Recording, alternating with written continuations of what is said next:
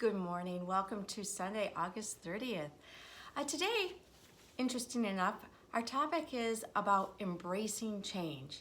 And in this kind of up and down world that we live in, we have had a lot of change. So I thought this is kind of time appropriate. I'm going to start first with my wows and my pows like I always do. My wow, let me think. I have been very busy this week getting ready for my brother's celebration of life. And I've really enjoyed looking at all the picture boards and all the pictures and having that bring back so many happy memories. And also, I'm looking forward to seeing all of my friends and my family this coming Saturday, which would be yesterday when you're watching this, at his celebration of life. So that is going to be my wow.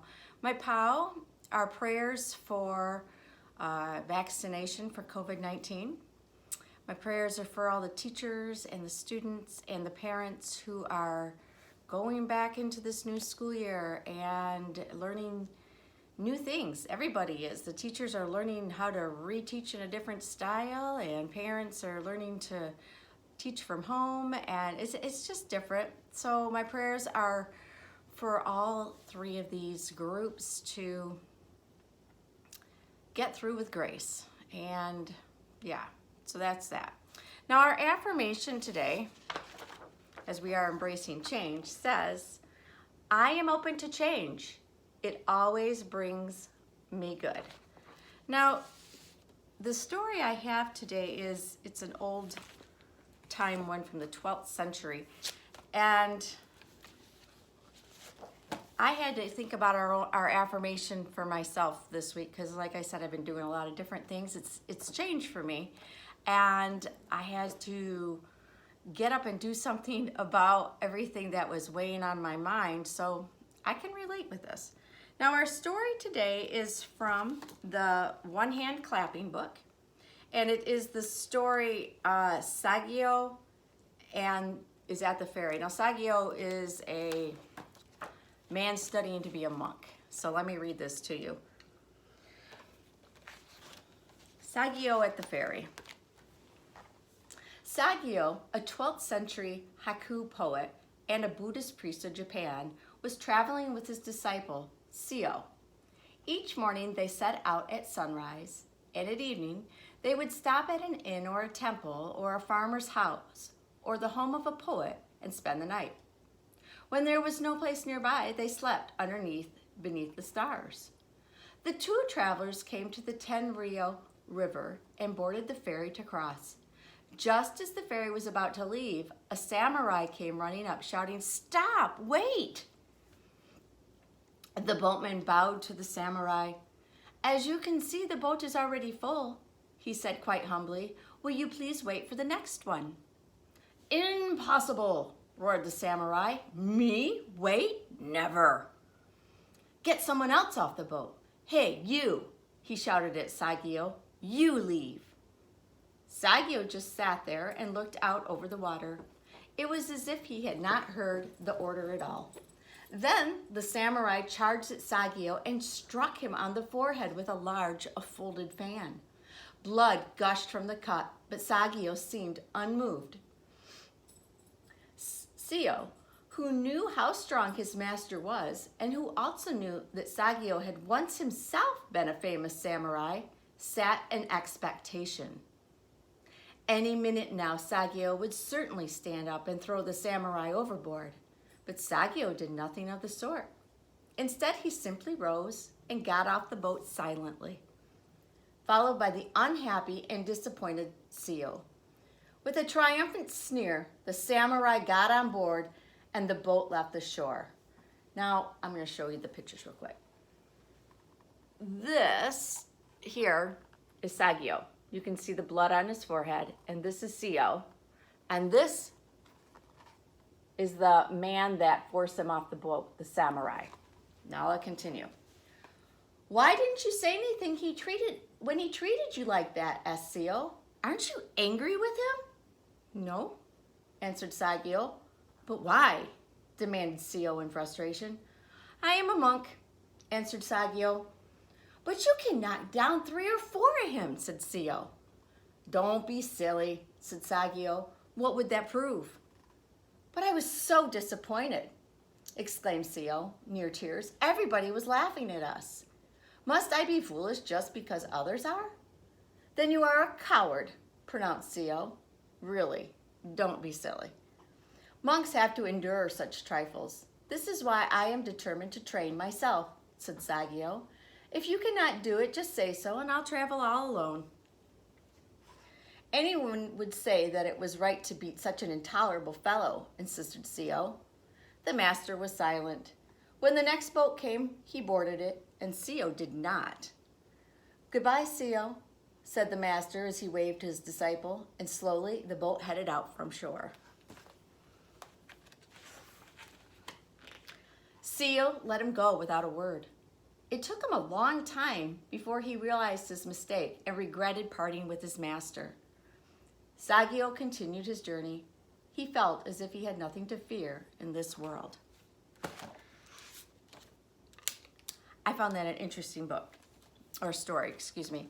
Now, the questions that go along with this, pretty interesting.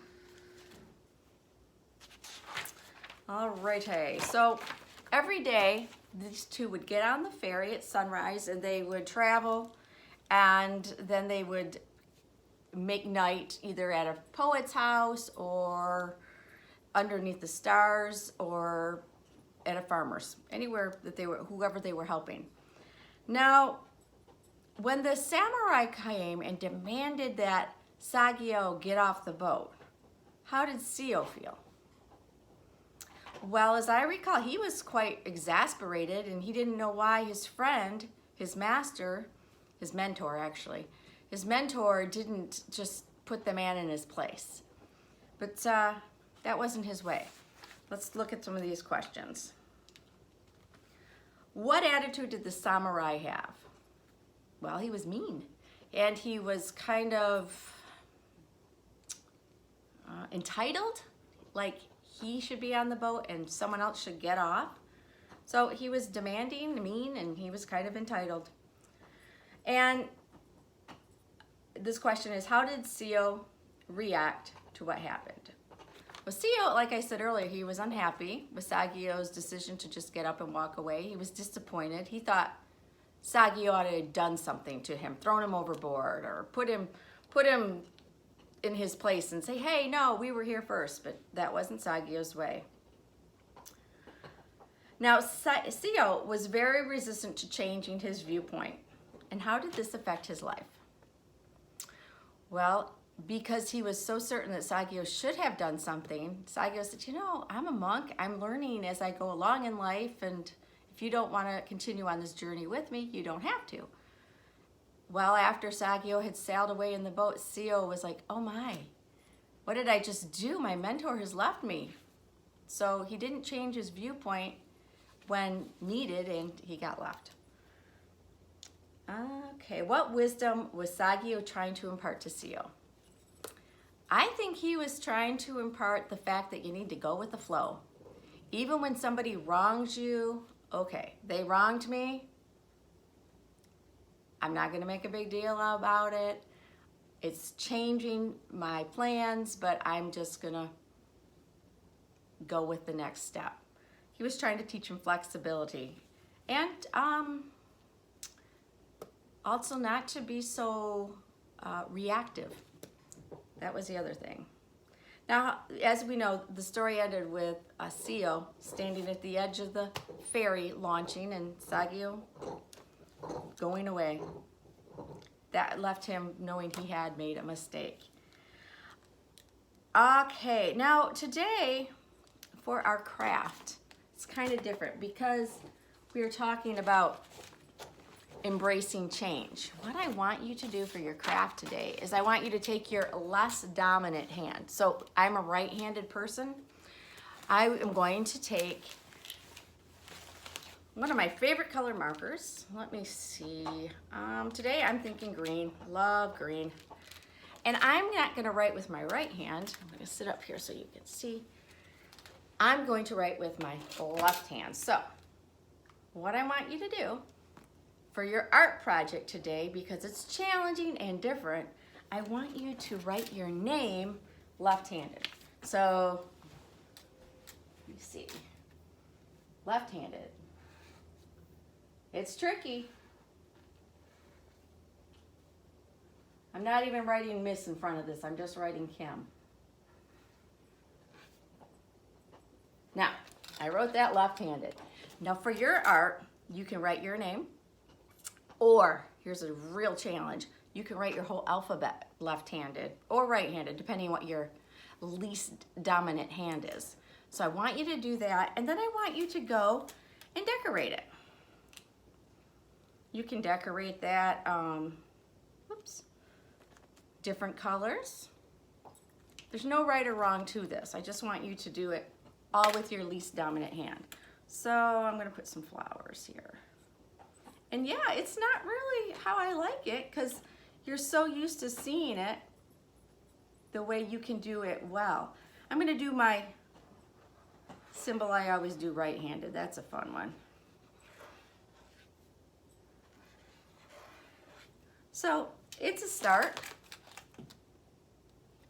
You can do anything you want. So that is your challenge for your project today, is just to do everything left-handed or right-handed, your least dominant.